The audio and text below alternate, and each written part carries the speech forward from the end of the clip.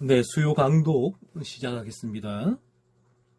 평범한 사람이 천국에 이르는 좁은 길 1의 페이지 137페이지입니다. 파트 6, 탐욕의 치료법, 자녀에 대한 하나님의 특별한 돌보심, 하나님의 자녀의 위대한 특권들에 대해서 살펴보겠습니다. 먼저 1, 이생에서 하나님의 자녀를 위한 하나님의 섭리입니다.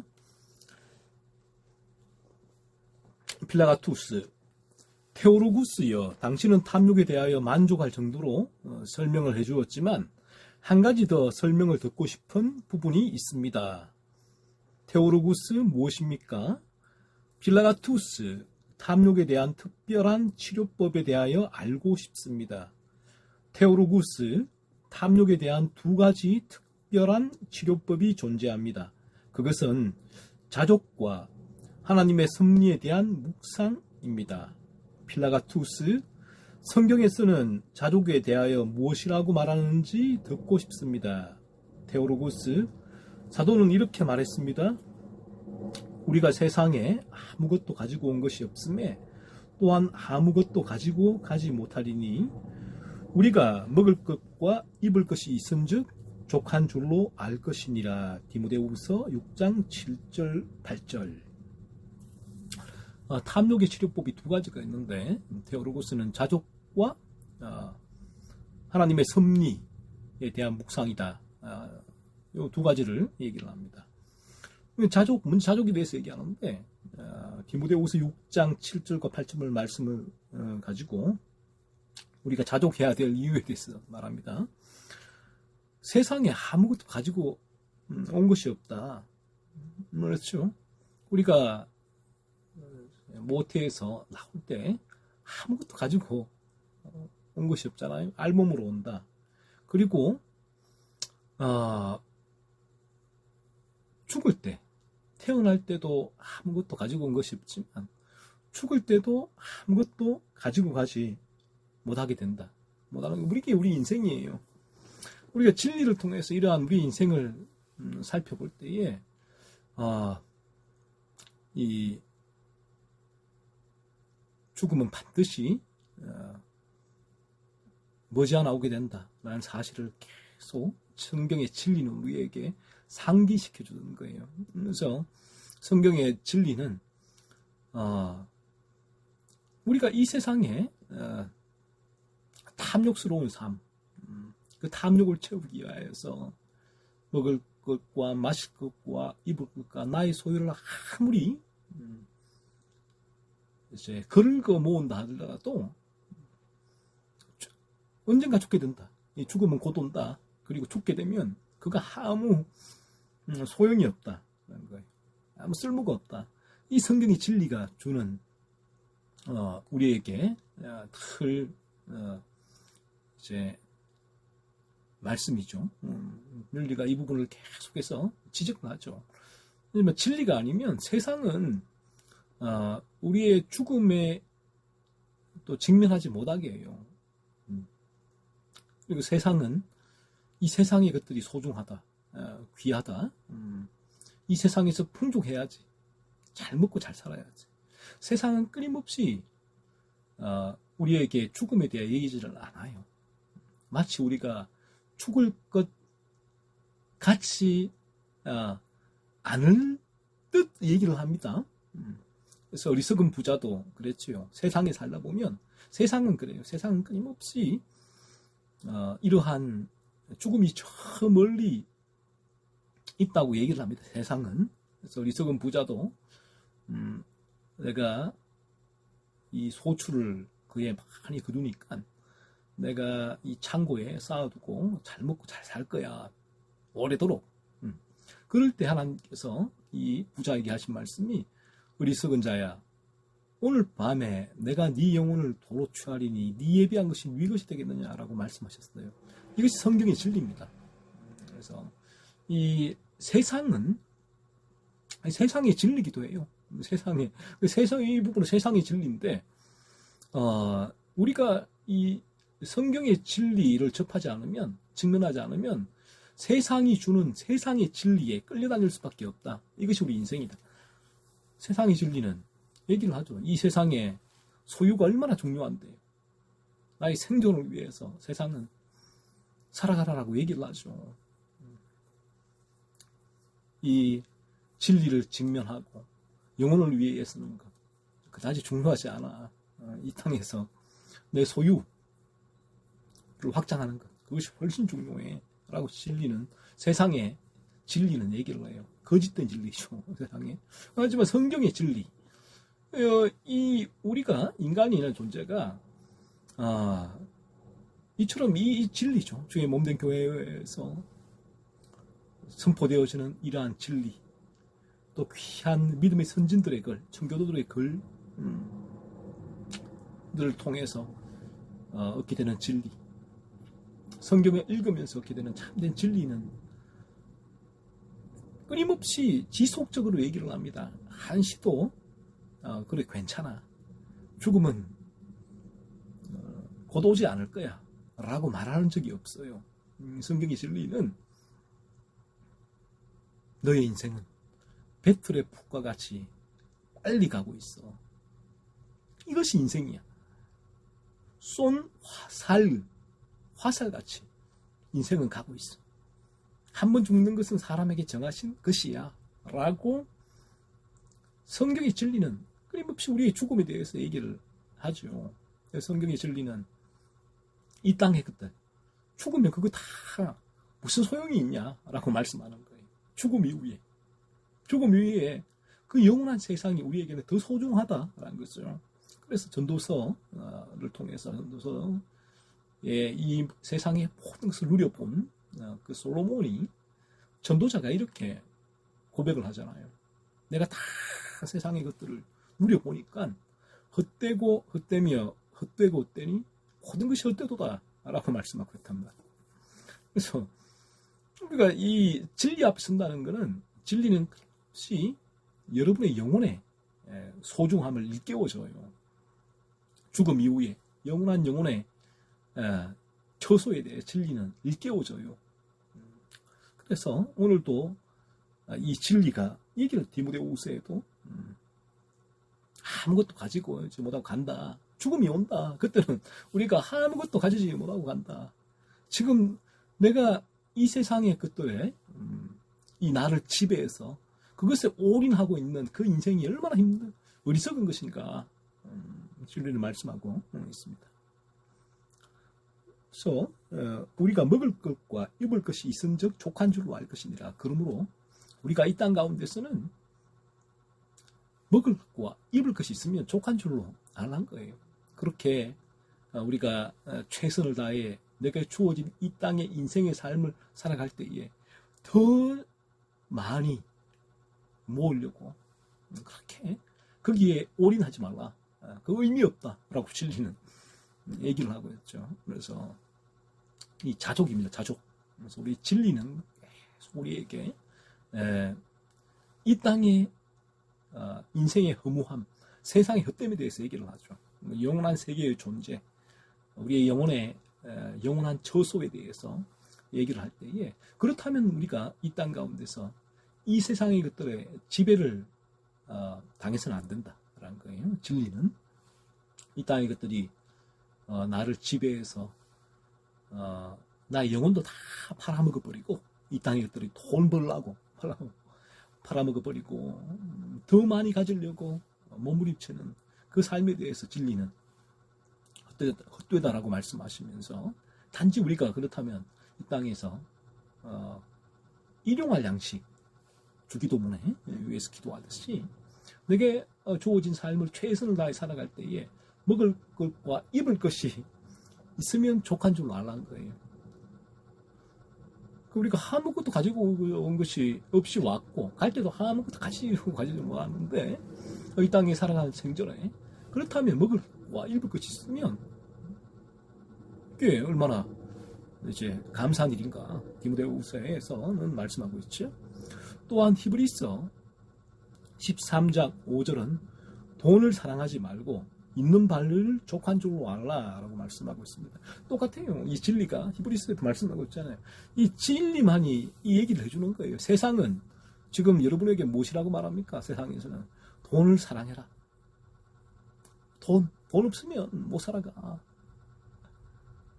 돈이 영혼보다 더 중요해. 돈이 교회보다 더 중요해. 돈이 주일 예배보다 더 중요해. 예, 돈. 세상은 히브리서의 이 말씀처럼 돈을 사랑하지 말고 있는 바를 족한 줄로 알라. 이 말씀은 고슴을 칩니다. 고슴을 쳐.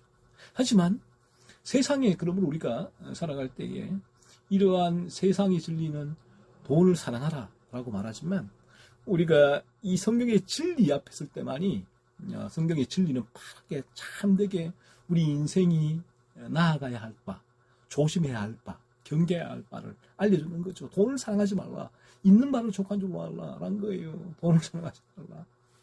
돈 하지 말라는 거예요. 그 돈의 지배를 받지 말라라는 거예요. 그래서 예수님께서도 이제 우리에게 말씀하시죠. 산상수훈에서 하나님과 재물을 겸하여 섬길 수 없다. 인간은 이 두 가지를 겸하여 섬길 수 없다라고 얘기를 해요. 그래서 그러니까 하나님을 섬기면서 하나님을 사랑하면서 동시에 돈, 재물을 사랑할 수 있는가? 사실은 불가능하다는 거죠. 우리가 거듭나게 될 때 내가 하나님을 사랑하지 않는다면 재물을 사랑하게 된다.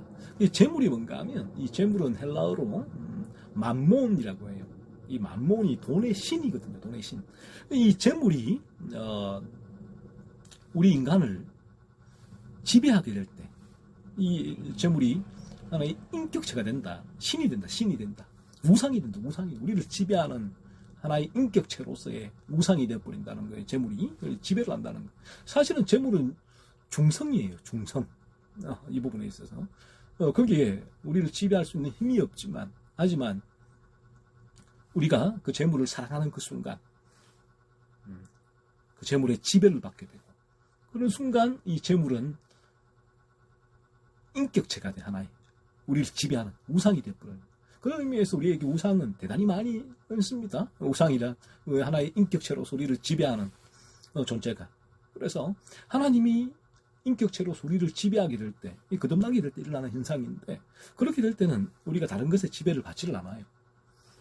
죄의 유혹은 올라오지만 이전에 내가 지배받던 것들에 있어서 비로소 벗어날 수가 있게 되고 돈도 마찬가지입니다. 그럴 때 비로소 이 돈에 지배를 받지 않게 된다라는 거예요. 그래서 돈을 사랑하지 말고 있는 바를 족한 줄로 알라라고 이제 말씀하고 있죠. 그러니까 우리에게 이 진리를 말씀하고 있습니다. 돈에 대한 사랑이 아니라 내가 최선을 다해서 내게 주어진 일을 할 때 주어지는 그 수입에 만족해라 라는 거죠. 또한 사도는 어떠한 형편에든지 나는 자족하기를 배웠노니 라고 말했습니다. 그래서 이 부분도 우리가 그래서 거듭나야 될 이유가 여기 있는 거예요. 이 부분이 되지 않는다면 이건 내 안에 죄성이죠. 탐욕의 죄잖아요. 탐욕의 죄. 나 안에 있는 끊임없이 일어나는 이러한 탐욕의 죄를 우리가 바라보고 살펴볼 필요가 있다라는 거예요. 그래서 끊임없이 이 부분을 통해서 하나의 거룩의 기준이잖아요. 내가 이러한 자족을 하지 못하는 정말 돈을 사랑하고 돈의 지배를 받고 있고 세상에 먹을 것과 입을 것이 있는 것으로 만족하지 못하고 끊임없이 내 안에 불만족을 가지고 더 많이 얻으려고 더 많이 누리려고 더 많이 소유하려고 발버둥 치는 나의 삶. 그래서 나에게는 어떤 이 영혼을 위한 그런 영역보다 그래서 영혼을 위한서 하나님을 예배하고 진리 앞에 서고 이 영혼을 위한 이 글을 읽고 하는 이러한 시간들보다 내가 돈을 버는 이 시간에 여기에 내가 더 많은 것을 모든 것을 여기에 올인을 하는 것 사실은 이게 이 지배를 받으니까 그러니까 이 부분에 있어서 시간을 뗄 수가 없는 거예요. 뗄 수가 이 시간에 내 영혼을 위한 삶 자체가 이게 죄란 말이에요. 탐욕의 죄. 하지만 우리가 거듭나게 될 때 이처럼 바울도 나는 자족하기를 배웠다. 어떤 형편이든지. 그래서 사람의 조건에 따라서 어떤 사람은 자족할 수가 있고 어떤 사람은 좀 더 자족할 수가 있겠지. 천만에. 바울은 어떠한 형편이든지 나는 자족하기를 배웠다. 왜요? 이거 지배를 더 이상 받지 않으니까. 하나님이 내 영혼을 지배하니까, 내 마음을 지배하니까, 하나님의 지배 가운데 하나님 한 분으로 만족할 수가 있죠. 하나님이 지배할 때. 하나님과 재물을 개마에 섬길 수 없다. 하나님이 나를 지배할 때 하나님께서 참으로 원하시는 바, 이 거룩이죠. 내가 거룩하니 너희도 거룩하라는 그 거룩을 추구하고자 하는 간절한 열망이 우리의 마음에 일어나게 된단 말이에요. 그래서 이 부분이 지배하게 될 때에 자족도 같이 따라오는 열매가 된다. 그가 배웠다고 말한 것을 주목해야 합니다. 그는 자족을 소유하지 않았기 때문입니다. 자족은 하나님께서만 주실 수 있는 선물입니다. 하나님께서 하실 수 있는 선물이다. 우리가 자족을 가지고 태어난 사람은 아무도 없다. 네, 죄로 물들어 있으니까. 죄로 물들어 있는 죄악된 본성을 소유한 인간은 근원적으로 자족할 수가 없어요. 그 인간이 탐욕스러운 존재거든요. 늘 부족과 결핍 가운데 존재하는 그 상태에 있는 존재가 우리 인간이다라는 것입니다. 이 자족은 하나님께서 주실 수 있는 선물이에요. 선물. 그래서 우리가 거듭나게 될 때 하나님이 우리의 마음을 우리를 지배하게 될 때 그때 하나님께 우리 자족이라는 선물을 주신다라는 거예요. 그래서 뭐 내가 자족하니까 나는 뭐 열심히 이제 돈 벌지는 것을 위해서 열심히 일을 안 해도 돼. 이건 아니에요. 이건 또 게으름이니까 전혀 다른 문제예요. 그래서 내 자족과 내가 이 땅 가운데 나는 자족하기 때문에 더 많이 벌기 위해서 열심히 살아가는 최선을 다하는 삶 가운데 일하는 그 일에 대해서 내가 이제 오히려 그런 게으름이 이제 그러한 부분들을 내세우면서 살아가고 있다면 게으른 삶을 살고 있다면 그것 또한 죄다라는 거예요.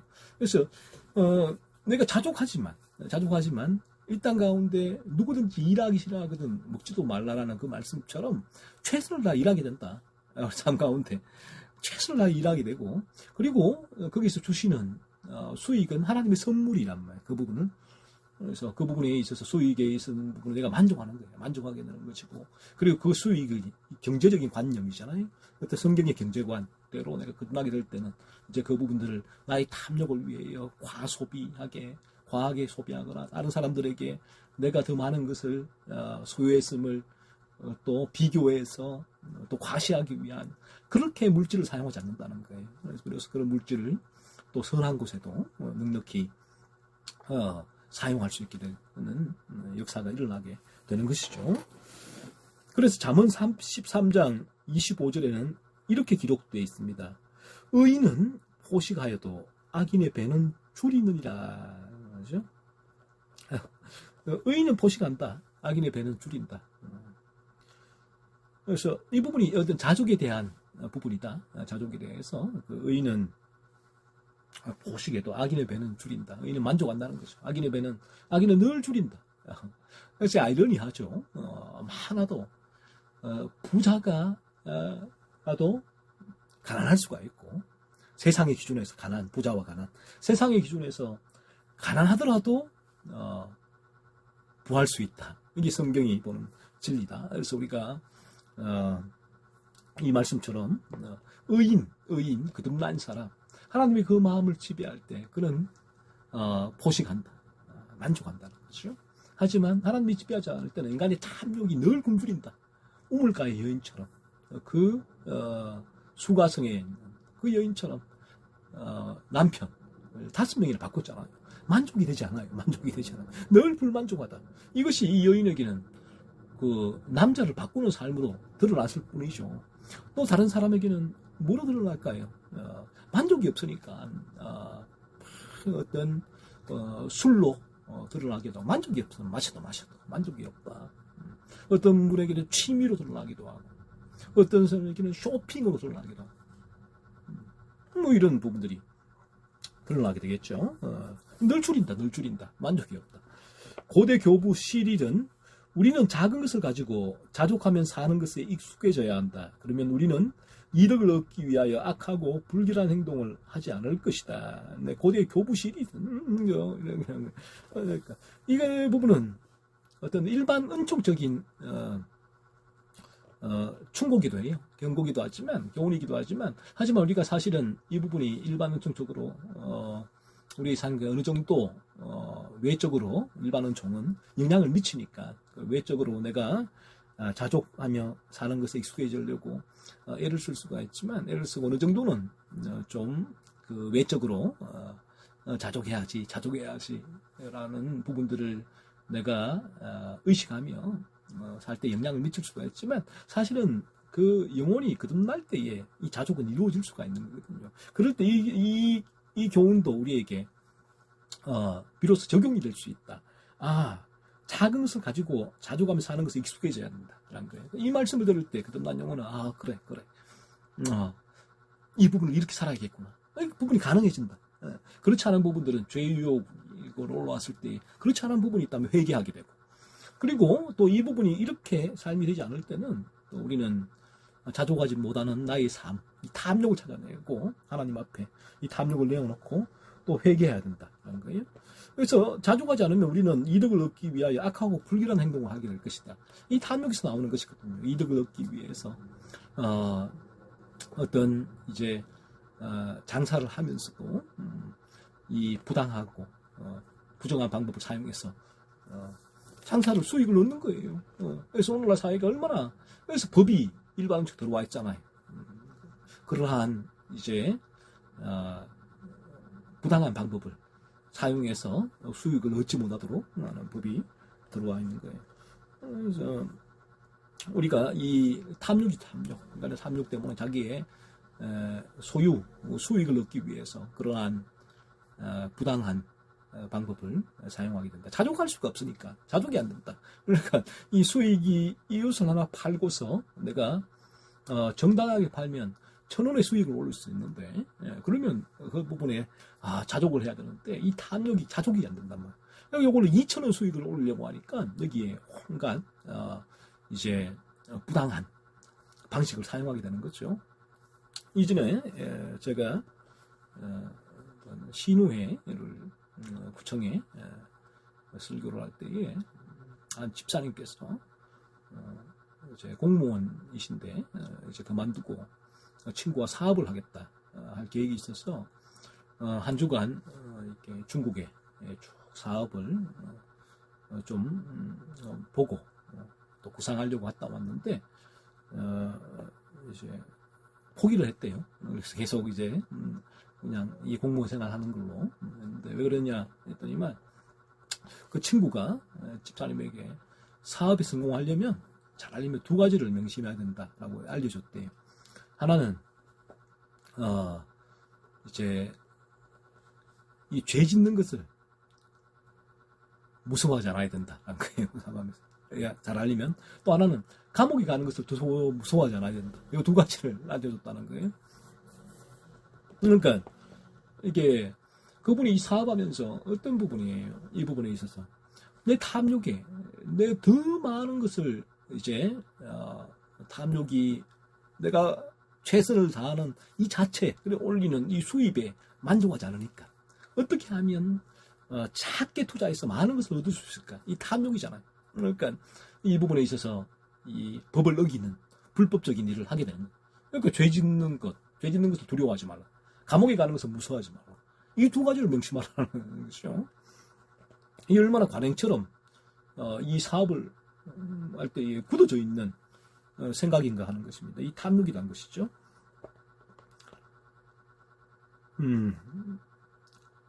크리스토스톰은 이렇게 말했습니다.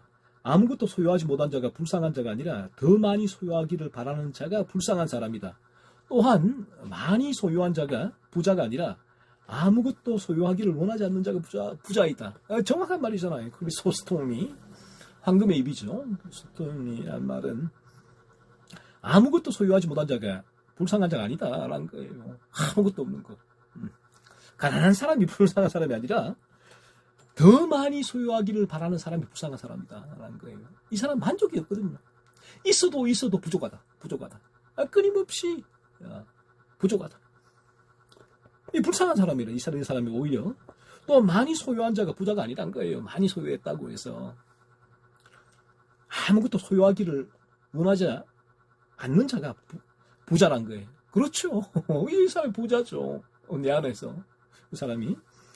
자족은 결코 소유하기를 원하지 않는 것입니다. 결핍에는 고민이 없지만 과도하게 소유하기를 원하는 곳에는 고민이 있습니다. 그렇잖아요. 자족은 결코 소유하기를 원하지 않는 것이다. 내가 현재의 이 삶에 만족하는. 그래서 내가 최선을 다해 일하고 최선을 다해 살아가는 그 삶 자체에 만족하는 거예요. 이것이 거룩이란 말이에요. 거룩. 우리가 거듭나게 될 때에 우리가 최선을 다해 내게 주어진 직장에서 일을 하게 되고 가정에서 일을 하게 되고 그리고 거기에 따르는 수익에 그 삶의 과정에서의 모든 내 생활 수준에 만족한다 그런 것입니다. 그래서 이러한 결핍에는 고민이 없지만 좀 부족한 곳에는 결핍한 곳에는 고민이 없지만 과도하게 소유하기를 원하는 곳에는 늘 고민이 있다. 이 탐욕이 늘 고민을 일으키는 것이거든요. 그래서 결핍 그 자체에는 그다지 고민이 없어요. 결핍이 있어도 내가 자족하게 되었으면 그래서 고민이 없지만 과도하게 소유하기를 원하는 곳에는 고민이 있다. 고민이 늘 염려와 걱정과 근심과 불만족이 불평이 따라옵니다. 그곳에는 우리가 자족하며 살아간다면 결코 가난해지지 않을 것이지만 욕심을 따라 살아간다면 결코 부자가 될 수 없을 것입니다. 얼마나 아이러니한 말입니까? 아이러니하잖아요. 자족하며 살아간다면 결코 가난해지지 않을 것이다 라는 것입니다. 이게 성경이 주는 진리다. 우리가 자족해라. 자족할 때 우리는 참되게 하나님 주시는 그 포식, 의인은 포식하여도 참된 만족을 누릴 수가 있게 되지만 우리가 욕심을 따라 살아간다면 우리는 결코 부자가 될 수 없습니다. 탐욕을 부리는 그 사람은 아무리 많은 소유했더라도 그 사람은 그 사람은 가난한 사람이다. 늘 가난한 사람이다. 왜? 만족이 안 되니까. 늘 본인은 가난한 거예요. 탐욕 살아가는 사람들은. 그래서 이 땅에 있는 이들은 늘 탐욕 가운데 죄의 원죄로 물들어 있는 죄악된 본성 가운데 있는 사람들은 다 가난한 사람들이다.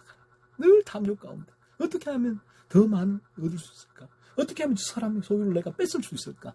더 탈취할 수 있을까? 늘 그 부분에 고민한다는 거예요. 그래서 최선을 다해 일하는 것이 중요한 것이 아니라 이 사람에게는 얼마나 많은 수익을 어떤 불법적인 일을 해도 상관이 없다. 얼마나 많은 수입이 들어올 수 있을 것인가. 예. 관심을 가질 수밖에 없다. 또한 시인 에우리페데스는 부당하게 부를 쌓지 말고 정당하게 부를 쌓아라. 다른 사람의 것을 탐내지 말고 자신의 것에 만족하라고 말했습니다. 우리가 거듭나게 될 때는 우리가 이처럼 정당하게 부를 쌓기 위해 애를 쓸 것입니다. 최선을 다하는 거예요. 최선을 다하는 나의 삶 가운데서 다른 불법적인 방식이나 또 그러한 죄악된 마음으로 눈을 속이거나 사람을 일은 적게 하고 돈을 많이 받으려고 하거나 하는 그러한 마음을 가지고 생각으로 일을 하는 것이 아니다. 이 사람들은 거듭나게 될 때는 최선을 다해서 내게 주어진 일들을 감당하게 된다라는 거예요. 다른 사람에게 탐내지 말라. 자신의 것을 만족하라. 그렇죠? 따라서 하나님과 모든 지혜자는 공의, 본성과 은혜의 상태에서 자족하기를 힘써야 한다고 충고하고 있습니다. 이렇게 하면 우리는 탐욕을 압도하는 치료법을 가지게 될 것입니다. 하나님과 모든 지혜자, 성경의 진리입니다. 진리는 본성과 은혜의 상태에서 자족하기를 힘써야 한다 충고하고 있습니다. 본성은 어떤 본성이에요? 죄악된 본성 가운데 있는 자들도 자족하기를 힘써야 된다. 이 자족하지 못하는 나를 통해서 자신의 죄성을 바라봐야 된다. 그래서 이러한 자신의 죄성을 나는 자족하지 못하는 나의 마음, 여전히 탐욕 가운데 늘 이 굶주려 있는 이 탐욕의 불이 끓어오르는 나를 이 성경의 기준이죠. 통해서 바라보게 될 때에 나의 이 죄성을 바라보고 내가 죄로 물들어 있구나. 하나님 나를 이 상태에서 건져 주옵소서. 거듭남으로 나아갈 수 있는 통로가 되어야 된다. 은혜의 상태에 있는 자들, 거듭난 자들은 자족하기를 힘써야 하죠. 이들은 왜요? 죄 유혹이 있으니까. 그래서 온전한 거룩함을 향해 나아가야 하는데 이러한 죄 유혹이, 이러한 탐욕이 계속해서 발목을 잡으니까. 그러니까 이러한 진리를 통해서 또 진리를 접하면서 거룩의 동력을 얻는 거예요. 이들은, 거듭난 이들은. 그래서 자족하기를 힘써야 한다. 거룩한 뭘 위해서 나아가야 된다. 이 탐욕의 죄를 죽이는 삶을 살아야 한다. 그런 것입니다.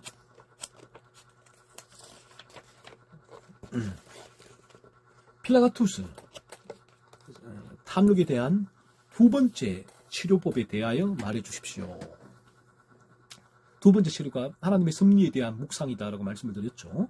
테오로구스, 하나님의 섭리에 대한 진지한 묵상은 이생에 대한 가장 어리석은 갈망에 대한 치료법입니다. 그러니까 이 이생에 대한 가장 어리석은 갈망이 뭐예요? 탐욕에 대한 치료법이 뭔가 했을 때에 하나님의 섭리에 대한 진지한 묵상이다. 하나님의 주권적인 섭리, 이 부분에 대한 묵상이란 말이에요. 그래서 이 부분이 왜 안 되느냐? 하나님 주권적인 섭리가 내가 묵상을 하고 이 부분들이 내가 여기에 내 마음에 와닿고 내 삶을 주장하고 있음을 깨닫게 되는 부분들은 우리는 거듭날 때 가능하다. 그렇지 않을 때는 불가능하다. 지성적으로는 가능하지만 이 부분이 실제 내 삶을 끌어가지 못한다라는 거예요. 그럴 때는 이 부분을 통해서도 여러분이 자신의 죄를 살펴야 된다. 왜 내가 하나님의 주권적인 섭리에 대한 이 묵상이 불가능할까? 이 부분이 내 삶을 끌어가지 못할까라는 거예요.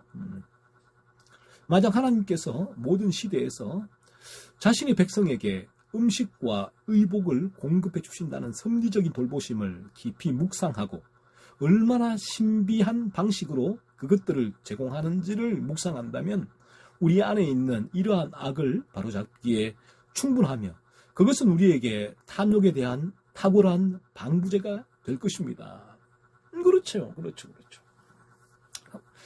하나님께서 모든 시대를 아울러서 구약과 신약, 아브라함의 시대와 다윗의 시대와 오늘날 우리가 살아가는 시대에서 하나님은 동일한 하나님이시다. 변치 않는 하나님이시다. 하나님의 본성은 변하지 않는다. 동일하다는 거죠. 자신의 백성에게 음식과 의복을 공급해 주신다는 섭리적인 돌보심이 있다는 거죠. 하나님께서. 하늘에 나던 새도 먹이신 하나님께서 하물며 너희일까 보냐. 주님 말씀하셨잖아요. 들의 백합화를 보라. 하물며 너희일까 보냐. 하나님의 자녀들은 하나님의 백성에게, 하나님은 자신의 백성에게, 자신 자녀에게 음식과 의복을 공급해 주신다. 돌보신다는 거예요. 돌보신다라는 이 섭리적인 돌보심을 깊이 묵상하고 얼마나 신비한 방식으로 그것들을 제공해 주는지를 묵상한다면 우리가 거듭나게 될 때 하나님께서는 우리에게 참 신비한 방식으로 제공하세요. 그 부분들을. 참 신비하죠. 하나님께서 어떻게 우리에게 그 부분들을 제공하시는지를 우리가 묵상하게 된다면 이 탐욕을 치료제가 될 것이다. 치료제라는 것이죠. 그래서 우리가 거듭나게 될 때는 하나님의 주권적인 섭리에 대한 이 부분이 우리의 삶에 실제로 영향을 미쳐요. 우리를 실제로 끌고 가요. 그러니까 이 부분을 묵상할 수 있게 되고 이 부분을 묵상하게 될 때에 탐욕이라는 죄의 유혹을 치료할 수 있는 치료제가 되는 것이죠. 탐욕에 대한 탁월한 방부제가 될 것이다. 탁월한 방부제가 된다. 그래서 거듭나지 않은 상황에서도 우리는 진리를 묵상하는데 이 진리가 뭐예요? 바로 하나님의 섭리에 대한 묵상이에요. 주권적인 섭리, 이 진리잖아요. 이 진리를 계속 우리가 직면할 때에 이 부분이 진리구나. 진리구나. 하지만 내가 왜 이 부분들을 실제로 나는 경험하지 못할까, 느끼지 못할까 하는 의구심이 일어나야 된다. 이 진리가. 그 성령의 역사로. 그럴 때 이 부분이 나는 왜 그럴까 했을 때 내가 거듭나지 않았구나. 내가 여전히 죄의 지배 가운데 있구나. 하나님 저를 여기서 건져주시옵소서 라고 내가 죄로 물들어 있습니다라는 죄각성의 고백과 경험과 고백과 그래 거듭남으로 인도하게 되는 이 진리가 그런 역할을 하게 된다라는 거예요. 거듭나지 않은 자들에게는 거듭난 자들에게는 이 진리가 더더욱 온전한 거룩함으로 순전한 거룩함으로 온전히 자족하고 전혀 이 탐욕의 유혹에 조금이라도 물들지 않을 수 있는 그러한 거룩으로 나아갈 수 있는 동력을 성화로 나아가는 동력을 제공해 준다는 것입니다. 이스라엘에서 큰 결핍과 가뭄의 시대가 왔을 때 여호와께서 자신의 선지자 엘리야를 어떤 놀라운 방식으로 돌보셨는지를 성경에서 읽게 됩니다. 여러분 엘리야잖아요. 엘리야. 어떻게 하나님께서 엘리야를 돌보셨는가? 이 부분을 통해서 저와 여러분에게 우리가 하나님은 자녀에게 백성에게 이렇게 돌보세요. 오늘날에도 마찬가지입니다. 저도 마찬가지지만 하나님의 참으로 신비하시죠. 신비하시다. 최선을 다해 내게 주어진 이 삶을 거룩을 위하여서 내가 달려가게 될 때 하나님께서 이 나머지라고 저는 표현하는데 먼저 그 나라와 의를 구하라. 그리하면 이 모든 것을 너에게 더하시리라 했을 때에 나에게는 이 모든 것을 너에게 더하시리라. 이것 때문에 먼저 그 나라와 의를 구하진 않아요. 이거는 상관이 없어. 이 모든 것을 너에게 더하시리라는 저희 관심의 대상이 아닙니다. 우리가 거듭날 때는 이것이 관심의 대상이 아니에요. 우리가 우리 영을 거듭나게 될 때는 먼저 하나님의 나라와 의예요. 그것을 구하게 돼요. 나라가 거룩한 나라. 의가 거룩인데 정말 내가 하나님의 거룩을 하나님의 거룩이 나 안에 이루어지기를. 그래서 이 죄를 조그만 죄도 짓지 않으려고 몸부림치는 이러한 간절한 소망, 온전히 거룩해지기를 소원합니다. 나 소망을 가진 이것을 구할 때 이것이 기도의 제목이잖아요. 마음에서 저절로 우러나오는. 그럴 때 하나님께서 어떻게 하신다고요? 이 모든 것을 너에게 다하시리라. 하나님께서 이렇게 나에게 책임져 주시는 거. 참 놀랍다, 신비하다라는 것을 경험하게 되죠. 엘리야도 마찬가지다. 여호와께서 그릿 시내가에서 까마귀들을 시켜서 엘리야를 먹이지 않았습니까? 이세벨에게 쫓길 때 엘리야가 지쳐서 있을 때에 그릿 시내가에서 까마귀들을 시켜서 엘리야를 하나님 먹이셨어요. 까마귀들이 아침 저녁으로 떡과 고기를 엘리야에게 가져다 주지 않았습니까? 또한 엘리야는 시냇물을 마시지 않았습니까? 하나님께서 주셨다. 공급해 주셨다는 거죠. 하나님께서 주권적인 섭리 가운데 하나님의 종, 자녀, 백성 엘리야를 이처럼 까마귀를 보내서 이제 먹을 것을 공급해 주셨다. 또 시냇물을 마시게 하셨다는 거예요. 하갈과 그녀의 어린 자녀가 아브라함의 집에서 쫓겨나 먹을 것이 없어 죽게 될 극한의 상황에 처했을 때 하나님께서는 기적적인 방식으로 그들에게 필요한 것들을 제공해 주셨습니다. 하갈과 어린 자녀가 쫓겨나죠. 사라로부터 쫓겨나게 했을 때에 하나님께서 기적적인 방식으로 그들에게 필요한 것들을 제공해 주셨다. 하나님이 섭리다. 섭리 가운데 하나님께서 제공해 주시는 분 하나님이시다. 주신 자도 여호와시오, 취하신 자도 여호와시오니 여호와의 이름이 찬송을 받을지어다. 누가 한 고백입니까? 욥이 한 고백이잖아요. 욥이 모든 것을 다 잃어버렸을 때 이 고백을 욥이 했다. 하나님의 주권적인 섭리다. 섭리 가운데 하나님께서는 우리에게 필요한 것들을 공급해 주시는 분 하나님이시다. 하나님께서 늘 하시던 대로 위기 상황에서 그들을 건져주시지 않으셨습니까? 하나님께서는 천사를 보내시어 그들을 위로하시며 그들에게 필요한 것을 제공해 주시지 않으셨습니까? 그렇죠? 하나님께서 늘 위기 상황에서 그들을 주님에게 건져주셨다. 천사를 보내시고 그들을 위로하시고 필요한 것 제공해 주셨다라는 거죠. 하나님 섭리, 주권적인 섭리가 임하고 있다라는 거예요. 그래서 이 부분을 여러분들이 경험하고 있느냐? 내가 실제로 이 부분들을 누리고 있느냐 하는 부분들을 아는 것과 누리는 것은 전혀 차원이 다르죠. 또한 하나님께서는 광야 교회에 필요한 것을 신비한 방식으로 제공해 주셨습니다. 출애굽기 26장 4절 하나님께서는 하늘의 만나로 그들을 먹이셨으며 반석에서 물이 나오게 해서 그들을 마시게 하셨습니다. 출애굽기 27장 6절 하늘 아버지께서 자녀들의 필요를 채우실 것이라는 귀하고 중요한 약속이 성경에 많이 기록되어 있지 않습니까? 시편 78편. 하나님께서 자녀들을 하나님께서 책임지신다라는 거예요. 우리가 성경에서는 이 비유를 쓰는 많은 비유 중에서 우리가 거듭나지 않았을 때 우리의 죄악된 본성이 우리의 존재가 일이 와갔다면 거듭나게 된다면 났을 때에 우리의 존재는 양으로 바뀐다. 양과 같은 존재로 바뀐다라는 비유를 쓰죠. 그래서 우리가 1위는 자기가 다 책임을 져요. 1위는 거듭나지 않았을 때는 자기가 다 책임을 지는다. 자기 힘은 살아간다. 1위처럼 포악하게 탐욕 가운데 탈취하고 뺏고 그렇게 닭을 잡아먹고 몰래 닭장에 들어가서 훔쳐먹고 살아간다는.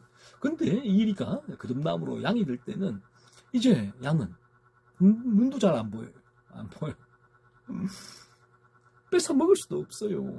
자기의 힘으로는 살아갈 수 없는 존재가 양인데 누가 양을 먹여 살립니까? 목자 주님. 그래서 이제 양을 풀로 초장으로 인도하셔서 풀을 뜯어먹게 하시고 배가 고프면 목이 마르면 물가로 인도해서 물을 마시게 하죠. 양의 질병이 들면 목자가 질병을 또 치료해 주시죠. 이처럼 하늘 아버지, 우리 하나님께서는 하늘 아버지가 되시죠. 이제는 아버지는 자녀에게 필요한 것들을 공급해 주신다. 이러한 귀하고 중요한 약속 성경에 많이 기록되어 있다. 하지만 우리가 이 땅의 삶을 살아갈 때에 이런 하나님 아버지의 자녀들을 하나님께서 필요한 것들을 채우실 것이라는 그 약속이 우리에게 삶의 인생의 목적이 되지 않는다. 것들이 그 인생의 목적이 되는 것이 또한 탐욕이 되는 것이죠. 그래서 이 부분이 약속을 통해서 내가 자족하고 감사할 수 있는 부분이에요. 그리고 최선을 다해 이 땅의 삶을 살아가게 되고 그리고 모든 것을 하나님께 맡길 수 있는 근거가 되는 것이죠. 우리는 그의 선하신 말씀을 묵상해야 하지 않겠습니까? 그래서 말씀을 묵상해야 될 필요가 있다. 진리를 계속 접해야 될 필요가 있다.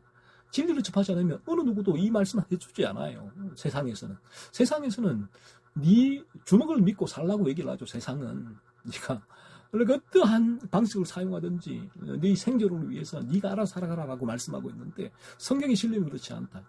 하늘 아버지가 존재하시고 우리가 그 자녀가 될 때 하늘 아버지께서 자녀들의 삶을 책임져 주신다 라고 말씀해 주신다. 이 선하신 말씀을 우리가 계속 묵상해야 된다. 이 진리를 직면해야 된다. 그래서 거듭나지 않은 분들도 이 진리를 직면하면서 자신이 죄를 바라볼 수 있다. 나는 왜 이렇지 못할까? 나는 왜 이게 안 될까? 하는 거예요. 그럴 때 성경은 네가 거듭나지 않았기 때문이다. 그러면 내가 어떤 상태에 이와 같은 죄, 탐욕이 너를 붙들고 있지 않는가? 성경은 그렇게 우리에게 보여주신다. 그래서 내가 그러면 거듭나기 위해서 무엇을 해야 됩니까? 이러한 상태에 이르기 위해서는 나도 거듭나고 싶은데 무엇을 해야 됩니까? 나의 죄를 깨닫고 내가 원죄로 물들어 있다라는 이 죄각성에 들어와야 되고 그래서 그리스도의 십자가 앞으로 나아가야 된다. 그럴 때 거듭나게 된다라고 성경은 말씀하고는 하는 거죠. 그는 다음과 같이 말씀하셨습니다. 젊은 사자는 궁핍하여 줄일지라도 여호와를 찾는 자는 모든 좋은 것에 부족함이 없으리로다. 시편 34편 10절. 그렇죠? 젊은 사자는 궁핍하여 줄이는데 이 젊은 사자인데 얼마나 힘이 혈기가 왕성합니까? 근데 궁핍하여 줄일지라도 여호와를 찾는 자는 모든 좋은 것에 부족함이 없다. 여호와를 찾는 자, 하나님 나라와 먼저 그 나라와 의를 구하는 자는 모든 좋은 것에 부족함이 없다. 이 모든 것을 너에게 더하시리라. 너희 성도들아 여호와를 경외하라. 그를 경외하는 자에게는 부족함이 없도다. 시편 34편 9절.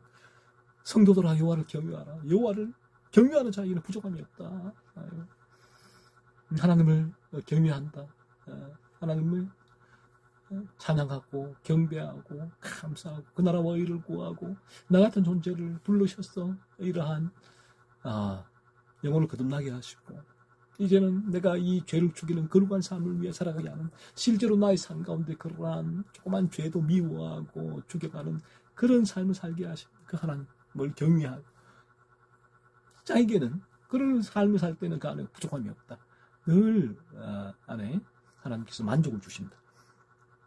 정직하게 행하는 자에게 좋은 것을 아끼지 아니하실 것임이니이다. 시편 84편 11절. 정직하게 행하는 자가 거듭난 자죠. 그래서 산 가운데 어떤 죄악된 길을 가지 않는 자에게는 하나님께서 좋은 것을 아끼지 아니하실 것이다. 그렇죠?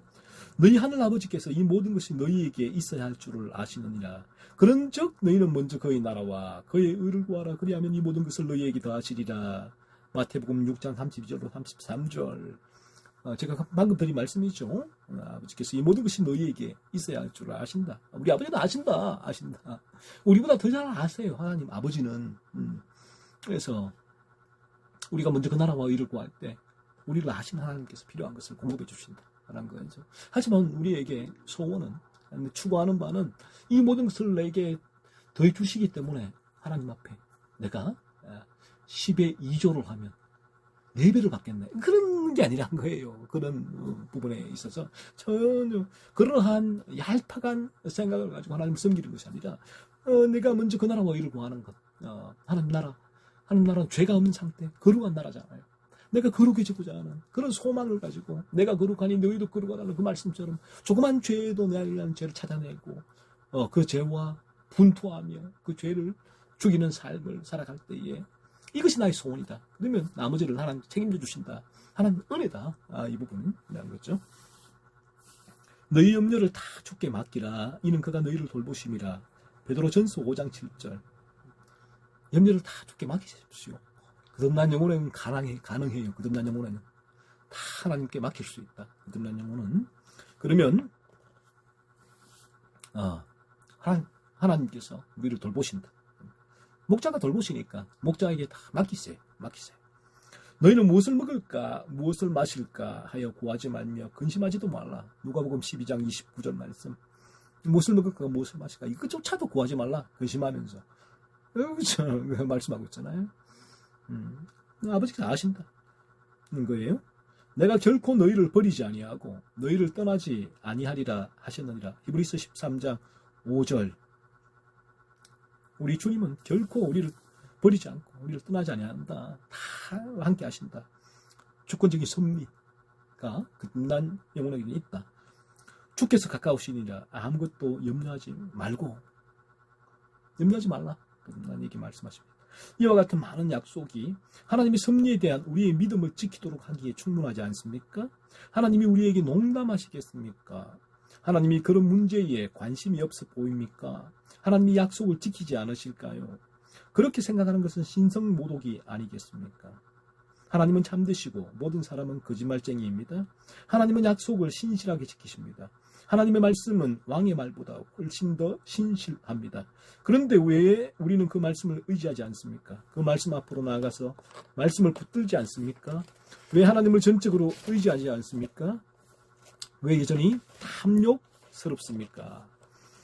이 말씀 여러분 믿어지십니까? 이 말씀이 여러분 삶에 적용이 되나요? 그거는 이게 완벽하게 적용이 된다. 아니에요. 이 땅 가운데서는 우리의 죄악된 본성, 옛본성 찌꺼기가 남아있기 때문에 죄의 유혹이 있지만, 하지만 이 방향으로 여러분께서 나아가고 있냐는 거예요. 이 방향성이 설정되어 있느냐.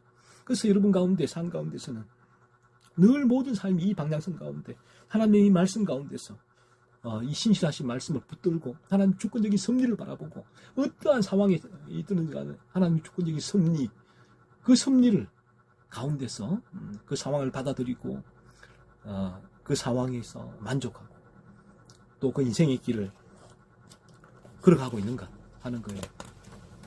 이 부분이 안 되면 그러면 하나님의 불평 원망을 할 수밖에 없어요. 하나님 제게 왜 이러십니까? 하나님 당신께 실망했습니다. 이러고 있고 하나님 그래서 이 홍해가 나오면 하나님 불평하고 배가 고프면 하나님 불평하고 목마르면 불평하고 또 이제 홍해가 갈라지면 하나님 찬양하고 만나와 메추라기가 주어지면 하나님을 찬양하고 감사하고 마실 물이 있으면 하나님 감사하고 없으면 또 불평하고 원망하고 이게 반복된다 이런 거예요. 하나님 주권적인 섭리를 바라보지 못한다 이런 거죠. 왜 그런가요? 내 영혼이 거듭나지 않았기 때문에 그런 거예요. 내 머리로 아는 이성적인 지식과 내 삶은 전혀 달라요. 이성적으로 아무리 이 부분들을 많이 알고 있어도 강의를 하고 책을 쓸 수 있을지라도 실제 삶 가운데서는 전혀 이 부분이 적용되지 않을 수가 있다. 왜? 내 영혼이 거듭나지 않았을 때 그러할다. 하지만 저와 여러분의 영혼이 거듭났을 때에는 이 말씀이 여러분 우리에게는 큰 위로가 된다. 힘이 된다. 늘 이 삶 가운데 이 말씀이 더더욱 우리에게 이 거룩의 길을 걸어갈 수 있는 동력을 제공해 주신다. 또 하나는 주권적인 섭리 가운데 감사하며 살아갈 수 있게 된다는 거죠. 왜 여전히 하나님 불신하고 있습니까? 왜 속이고 숨기려 합니까? 믿음이 적은 자여. 주님은 우리 본성에서 우러나오는 불신앙과 불신앙의 깊은 뿌리를 잘 아시기에 이러한 귀하고 중요한 약속들을 우리에게 충분하게 해 주셨습니다. 그뿐만 아니라 우리의 연약함을 도우시기 위하여 여러 가지 분명한 말씀들로 우리의 힘을 북돋우시고 우리를 밀어주십니다. 그렇죠? 그래서 우리 주님께서는 약속을 통해서 먼저 불신앙과 불신앙의 깊은 뿌리를 잘 아신다. 거듭나지 않은 영혼이 있다면 그들에게 이러한 귀중하고 중요한 약속들을 통해서 자신의 죄를 살피는 통로를 삼아 주신다.